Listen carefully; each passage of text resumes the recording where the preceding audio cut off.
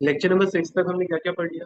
Acids, base, salts के कुछ types पढ़ लिए थे, सॉल्ट्स का कुछ यूज पढ़ लिया था, ब्लीचिंग पाउडर पढ़ लिया था हमने, सोडियम हाइड्रोक्साइड पढ़ लिया था। आज हम स्टार्ट कर रहे हैं बेकिंग सोडा से। बेकिंग सोडा बेसिकली होता क्या है? सोडियम हाइड्रोजन कार्बोनेट, मतलब NaHCO3। ये आपका बेकिंग सोडा का फॉर्मूला है। बेकिंग सोडा को और क्या बोलते हैं? सोडियम बाइकार्बोनेट भी बोलते हैं इसे। फॉर्मूला ये आपको बता ही दिया। बेकिंग सोडा जनरली यूज क्या करते हैं? जितने भी खाने खाने बनाने की चीजें होती हैं, जैसे भटूरे वगैरह हो गए, उसमें यूज किया जाता है सोडा। ग्राम्स वगैरह को बॉईल करते टाइम यूज किया जाता है ताकि इजीली बॉईल हो जाए, थोड़ा सॉफ्ट रहे। Excuse me, sir. हाँ बोलो Jeevanshi. So, since baking soda is added for faster cooking of food, so sir, it can be also called a catalyst in cooking, right? It is also known as catalyst. Sir, I'm asking, is it known as a catalyst in cooking? Catalysts are basically the substances which do not take part in the reaction but enhances the rate of reaction. But in this case, sodium hydroxide is taking sodium hydrogen carbonate is taking part in the reaction also. Okay, sir. Okay. अब जब भी आप baking soda या chemistry में जब भी बात करते हो, आप रिएक्शन पढ़ते हो। अब बना कैसे ये? NaCl आपने पढ़ा था, common salt. Carbon dioxide, water आपको पता है। NH3 क्या होता है? अमोनिया। जब ये चारों चीजें मिक्स होती हैं, आपको क्या मिलता है? NH4Cl by product. और जो मेन प्रोडक्ट है आपका वो क्या है? NaHCO3, जिसे आप क्या बोलते हो? Baking soda. अब sodium hydrogen carbonate consist of white crystal which are soluble in water and is a mild non-corrosive base. जो NaHCO3 आपको मिला वो एज अ बेस काम करता है, प्लस माइल्ड होता है बेस। जैसे आपके सोडियम हाइड्रोक्साइड था, NaOH, वो आपका स्ट्रॉन्ग बेस था, ये माइल्ड बेस है, वीक बेस बोल सकते हैं आप। अब इसके ना कुछ यूजेस हैं जो आपको पढ़ने हैं। Sir as a antacid use होता है। सर एंटासिड क्यों? अभी तो बताया बेस है, बेस एंटासिड में यूज होता है, पढ़ा था आपने। Sodium hydrogen carbonate is use in making baking powder. Sir baking powder बनता कैसे है? जब आप सोडियम हाइड्रोजन कार्बोनेट में माइल्ड एसिड ऐड करते हो, mild edible acid.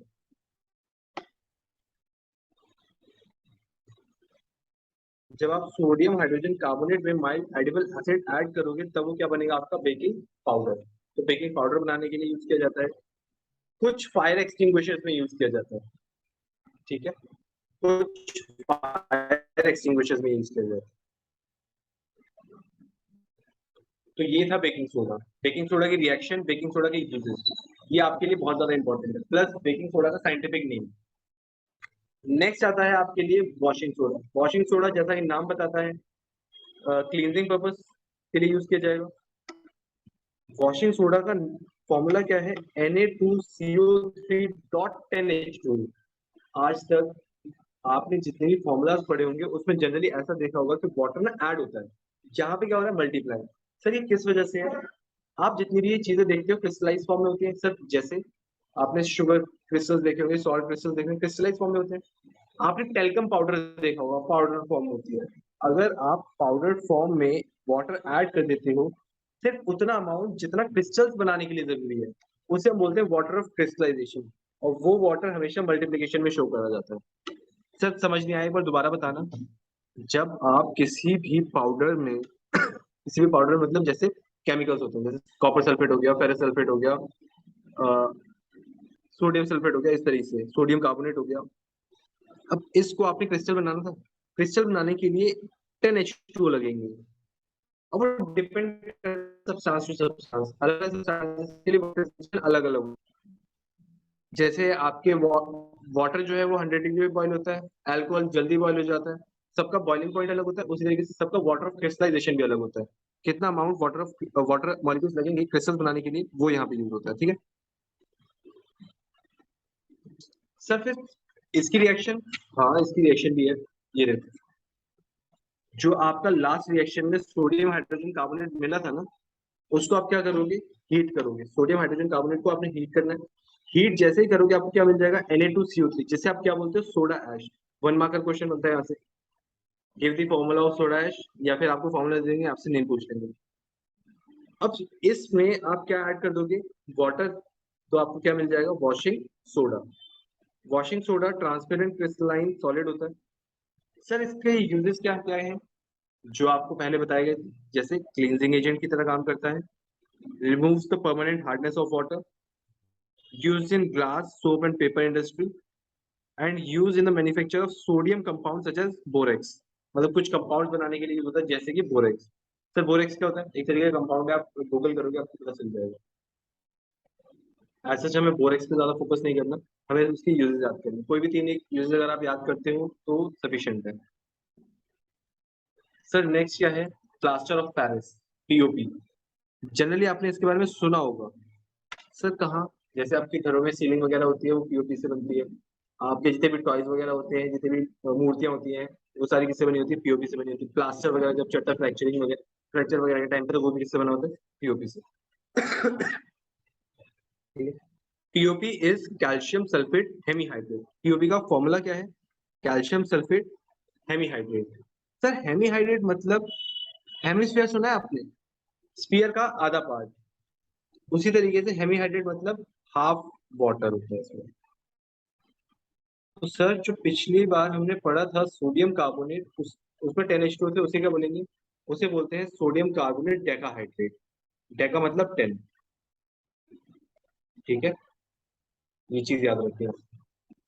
Sodium carbonate decahydrate is washing soda, calcium sulphate hemihydrate is POP. ठीक है। सर ये पीओपी बना किससे, कैल्शियम सल्फेट डाइहाइड्रेट से। डाइहाइड्रेट को हम बोलते हैं जिप्सम। जिप्सम को जब आप हीट करते हो, उसमें से 1.5 H2 बाहर निकल जाते हैं, तब बनता है आपका पीओपी। इसीलिए आपने ऑब्जर्व किया होगा, जैसे आप पीओपी में वाटर ऐड करते हो ना, वो बहुत जल्दी हार्ड होने लगता है, और उसके बाद उसे पाउडर फॉर्म में लेके आना बहुत मुश्किल हो जाता है। ठीक है। तो वो पीओपी में जैसे आप वाटर ऐड करते हो, वो क्या बना देता है, जिप्सम, जो कि सॉलिड हो जाता है, सॉलिडिफाई हो जाता है। ठीक है।